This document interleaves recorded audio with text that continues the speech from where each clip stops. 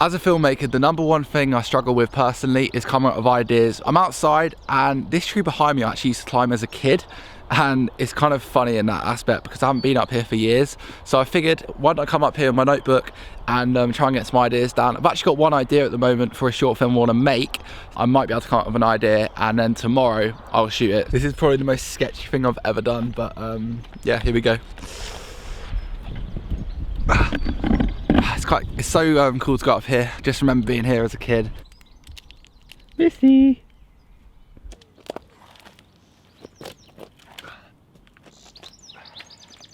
First I need to break down a story, think about like the beats of it, think about locations, where exactly I'm going to film it, blocking what I'm going to do in it, and then obviously I'll go on to kind of like shot lists. For the short film I haven't got too many resources. The only actual lighting I've got is a lamp. I've got a flashlight, and then I've got another, it's not a lamp, it's kind of like a very tall thing with a bulb on the top. So what I can do is that as like a top light. I'm gonna make do with practical lights. It's gonna be quite a challenge for me because I've never actually really just used practical lights.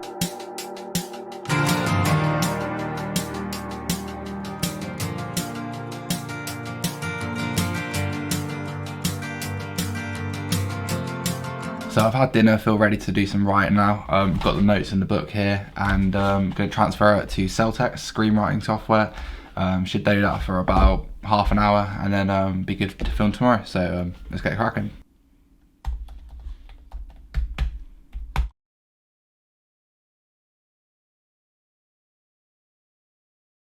So I just finished writing, spent about half an hour doing that. So I'm really happy with that. Got it down on my computer. I'm gonna print it off, and then tomorrow will be the filming day. So I'll catch you guys then.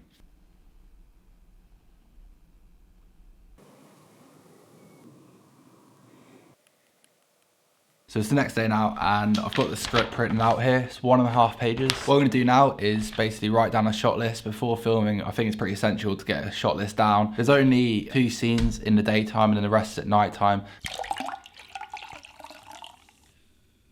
So of course we made the film now, and I realised when I was making it, I didn't actually film much BTS. I got the idea pretty much just due to the coronavirus. I didn't want to actually do it based on coronavirus though, because you know, no one really wants to have a film based on coronavirus. I guess my best advice is think about what's around you, think about what topics going on in the world at the moment. So of course, isolation, loneliness, maybe that kind of thing. I literally used 2 lamps for this film and then 1 flashlight for the scene by the shed when I was going in. Now the reason I chose a shot of me waking up to start with is because I didn't want to just start at a desk, because it wouldn't really make sense why I was just sitting there typing away. Basically realizing that he's late, he needs to get up and do stuff, and I figured it's a very good way that people can also relate to it, especially me. Like sometimes I wake up late, maybe like 10 or 11, I'm like, I haven't done anything, I've just woken up, and it's very frustrating. So the first scene was on this bed here. Basically I wrapped the camera with the Joby Gorilla Pod down there. That's all I did, and it really worked. It was a top down shot on me. And then we moved to the desk, and the lighting setup for this, there wasn't really a lighting setup per se. I mean, all I really did was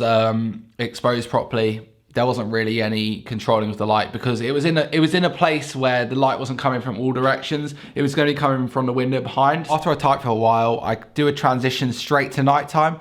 And the reason that I did this is because I wanted to establish the amount of time that this person's been studying. Don't always show everything that's going to happen in between a certain time frame. I didn't show all the nitty gritty things in between because it's just not necessary. So once we got to the nighttime scenes, of course I needed to add light, and I didn't just want to use the house lights because that would look terrible. Big advice, don't use house lights in films. It just doesn't look good, and it can cause flickering, and it's everywhere. It spreads it around the whole room. That's not what I wanted. I want to control the lights. What I used for this scene was this lamp and the desktop light. The desktop light was very, very low because I didn't want it to be too intense in my face. What I did was I had this lamp next to me, and I can't actually dim this, so I just had to rely on the source coming from it. But it was actually surprisingly bright enough. In the bulb here, I actually put tape around it. It wasn't spinning around the walls behind me. The light was just coming towards the side of my face and lighting that part of my face. So for the kitchen scene where I was pouring the coffee, I actually only used this 1 light source, which takes its time to turn on.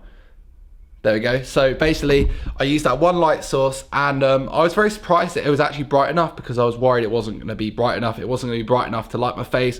When I was standing next to it, I was surprised it actually caught the light onto my face. I guess it's kind of an LED strip yeah, so that one light source lit me up. I didn't add any other lights, and it worked perfectly. I thought the scene looked absolutely incredible, especially when the background was just all dark and then it was just me lit. I thought that was really effective. And then in the wide shot, it was great because this was all lit up really nicely, and then the sides were just a little bit darker, bit more contrast on the sides. You don't have to have the biggest source of light, the most expensive lights to make a good film. So I started with a wide shot because I wanted to establish the area I was in to show the loneliness of my character, showing that he's by himself in the kitchen at night, and the use of the wide framing really shows the space. The reason I chose a low angle shot is because it's the point of view from the kettle looking up at me, and it makes the scene much more tense. If it was just a straight on shot like this, like vlogging, it wouldn't be very tense, but the fact that it's like this, if you look at me now, low angle, it adds a lot more, and it adds a lot more depth to the shot. And then of course we have the zoom in shot to the kettle. It really draws you in because you're getting closer and closer to the kettle slowly. It's kind of like a jump scare in a way. In horror films, they always zoom in slowly. For the shot low angle from there looking up to my face, I had to just zoom in post. But when I got the shot going down towards the kettle, I zoomed in on this lens. The scene I'm talking about now is the shed just over there, and the fire, which is just behind me there.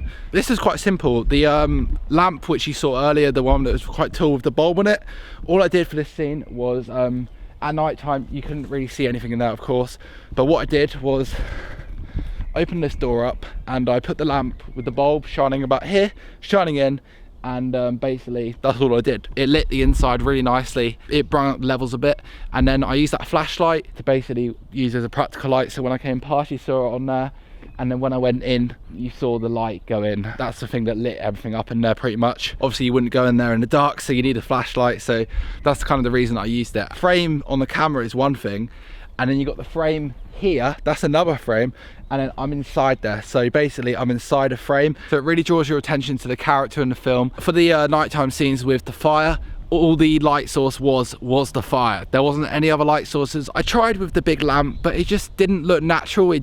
It didn't feel right, like there wouldn't be the light source like that. So I figured I'd just turn it off and try just get the fire really going. And then once it really went up, I decided to just go for it, and I looked at the waveform on my camera and it was perfectly exposed. I was surprised it actually worked, the fact that a fire lit myself. Obviously be safe when you're doing this, take precaution, don't just go and do it if you don't really know what you're doing. Now I kept a bit of consistency here with the scene with the kitchen, and then this one because I had the low angle from the fire point of view to me looking down at the fire point of view, and then I had a wide shot right back there which was looking at me just standing looking over the fire. Now I thought this scene was very powerful because I zoomed in on the computer. I couldn't do it in camera. It kind of drew the audience into my face, into the fire, and it just made it a lot more tense. So that's how I lit that scene. My best advice to you is just go and make something. Like don't feel pressured that you have to make it the best thing ever. Like just go and make something, you know, don't overthink things. I sat on the tree for about half an hour, spent about 20 minutes writing on my laptop, spent about half an hour doing a shot list.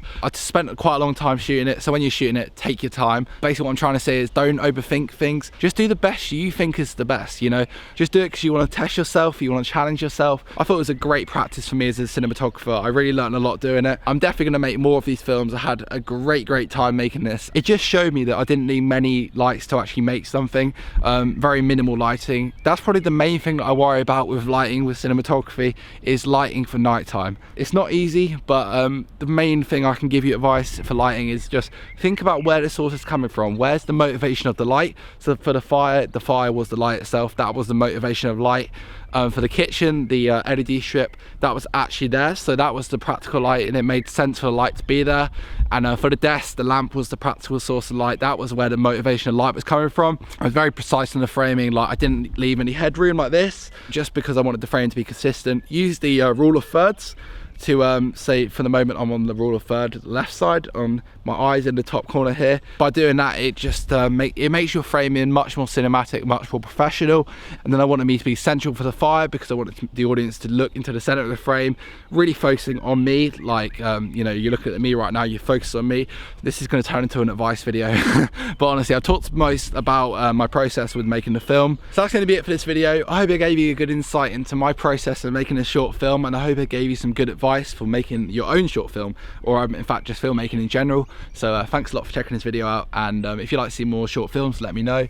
Let me know what videos you want to see in the future, and we'll see you next time.